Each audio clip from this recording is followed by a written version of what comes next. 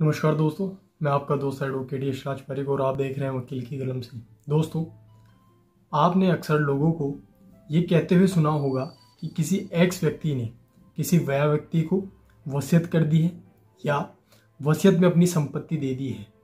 तो आपके जहन में ये प्रश्न जरूर आता होगा कि आखिर एक वसीयत से अपनी प्रॉपर्टी को यानी कि अपनी संपत्ति को आगे फर्दर कैसे ट्रांसफ़र किया जा सकता है, कैसे हस्तांतरित किया जा सकता है, और क्या एक सादा पन्ने पर लिखी गई वसीयत भी मान्य होगी।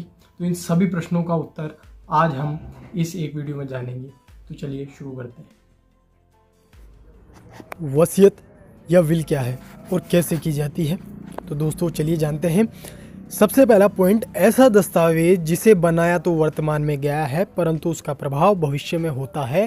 तो ये सबसे ज़रूरी बात है कि विल, जिसके वर्ड से ही हम पता लगा सकते हैं कि ऐसा दस्तावेज यानी कि ऐसा डॉक्यूमेंट जिसे निष्पादित तो उसकी तारीख में कर दिया गया है, जो तारीख उसमें मेंशन की गई है। यानी कि अगर हम उदाहरण लें कि एक वसीयत अगर एक्स वाई को करता है तो वसीयत हमने आज बना ली, आज उसे निष्पादित कर दिया, लेकिन उसका प्रभाव आने वाले भविष्य में होगा। यानी कि जब एक्स की मृत्यु हो जाएगी उसी के पश्चात भविष्य में वो वसीयत प्रभावी होगी या उसका प्रभाव होगा। दूसरा पॉइंट, जिसके नाम वसीयत है वह वसीयत करने वाले व्यक्ति की मृत्यु के बाद उसकी प्रॉपर्टी और व्यवसाय का उत्तराधिकारी हो जाता है। जैसा कि पहले पॉइंट में भी बताया गया था कि वसीयत जो होगी वह एक्स की मृत्यु के पश्चात लागू होगी या उसका प्रभाव होगा। इसी अनुसार अगर वसीयत में किसी पर्टिकुलर सब्जेक्ट के लिए वसीयत की गई है, प्रॉपर्टी के लिए की गई है, व्यवसाय के लिए की गई है, तो उसकी मृत्यु के पश्चात ही जो वाय है जिसे वसीयत की गई है वह उत्तराधिकारी माना जाएगा या हो जाएगा, या किसी प्रॉपर्टी का स्वामित्व उसको तभी हस्तांतरित होगा। तीसरा पॉइंट, कोई भी व्यक्ति जिसके पास धन संपत्ति, चल अचल संपत्ति, किसी भी भूमि, अचल संपत्ति, बैंक जमा, शेयर, जीवन बीमा, सोना, व्यक्तिगत विरासत और अन्य निवेश सहित इत्यादि की वसीयत कर सकता है। यानी कि कोई भी व्यक्ति, चाहे वो चल संपत्ति हो या अचल संपत्ति हो, मूवेबल प्रॉपर्टी हो, इमूवेबल प्रॉपर्टी हो, कोई शेयर्स हो, कोई LIC हो, आपका ये गोल्ड हो गया, सिल्वर्स हो गया, ये सभी प्रॉपर्टी में काउंट होंगे और इन सभी की वसीयत वह व्यक्ति कर सकता है।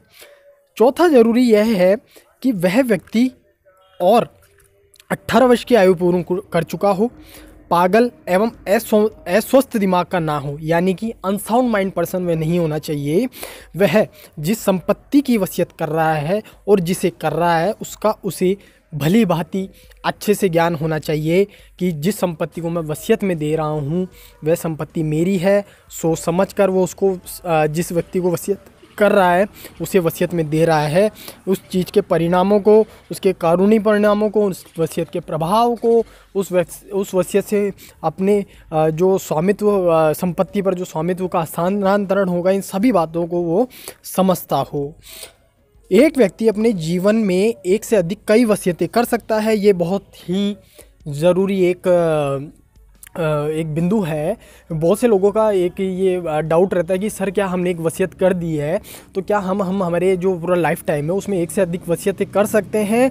तो मैं आपको इसका उत्तर दूंगा कि हाँ, बिल्कुल हम एक से अधिक वसीयतें कर सकते हैं। प्रभावी कौन सी वसीयत होगी ये हम आगे बात करने वाले हैं, परंतु एक से अधिक वसीयतों के मामले में वही वसीयत प्रभावी होगी जो कि वसीयत करने वाले व्यक्ति के मरने से ठीक पहले की होगी या आखिरी वसीयत होगी। बात को समझें कि किसी व्यक्ति ने एक से अधिक वसीयतें कर दी है तो ये कॉन्ट्राडिक्टरी हो जाता है कि कौन सी वसीयत मान्य होगी।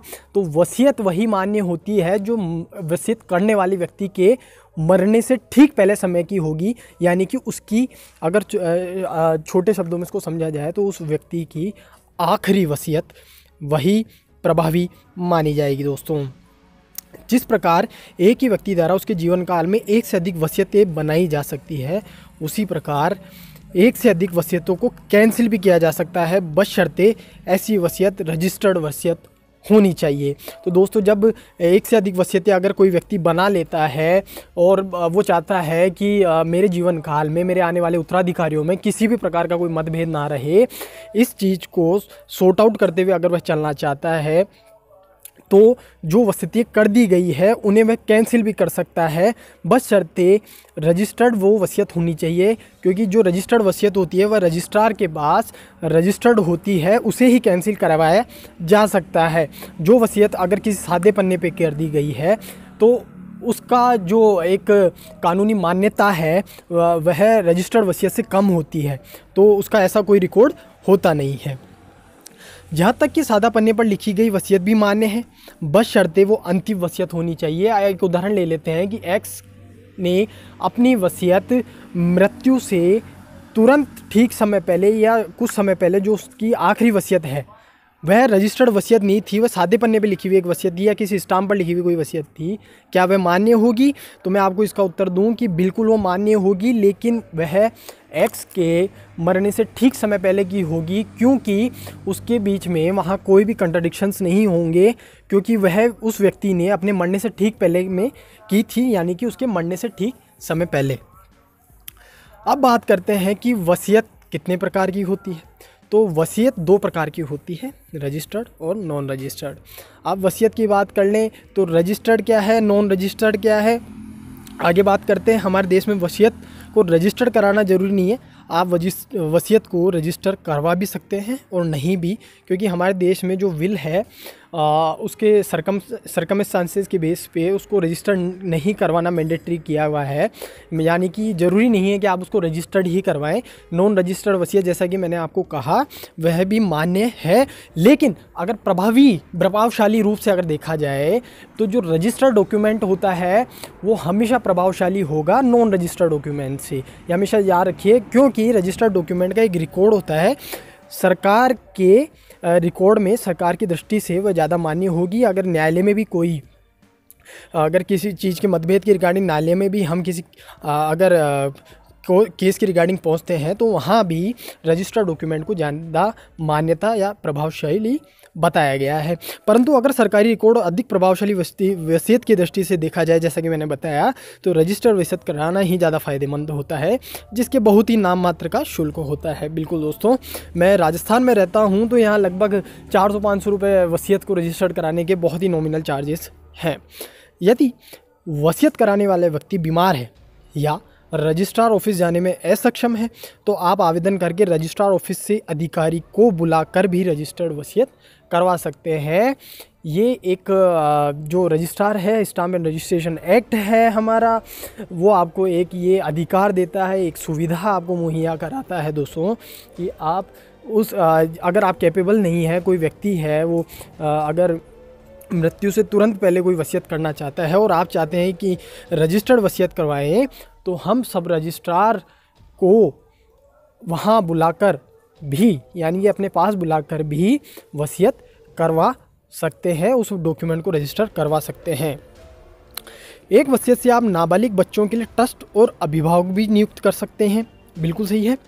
अगर आप दूसरी, तीसरी या चौथी विल बनाते हैं तो पिछली वसीयतों को रद्द करते चले ताकि पारदर्शिता बनी रहे। जैसा कि मैंने आपको कहा था कि अगर पारदर्शिता की बात करें और मतभेदों से अगर हम बचना चाहें तो जो पिछली जो वसीयतें हैं उन्हें अगर नई वसीयत हम बना रहे हैं तो पिछली वसीयतों को निरस्तीकरण करना ये बहुत अच्छा रहेगा, एक मेरा सुझाव रहेगा, ताकि इससे मतभेद की जो आशंकाएं होती है वो लगभग समाप्त हो जाती है। दोस्तों, आशा करता हूँ दोस्तों ये जानकारी आपको ज़रूर पसंद आई होगी। मैं हमेशा कहता हूँ आपके अधिकारी आपके शस्त्र हैं और आपके अधिकारी आपको सशक्त बनाते हैं। जानिए आपके अधिकारों को मेरे साथ वकील के क्रम से। Thanks for watching, keep supporting, keep loving. जय हिंद, जय भारत, वंदे मातरम।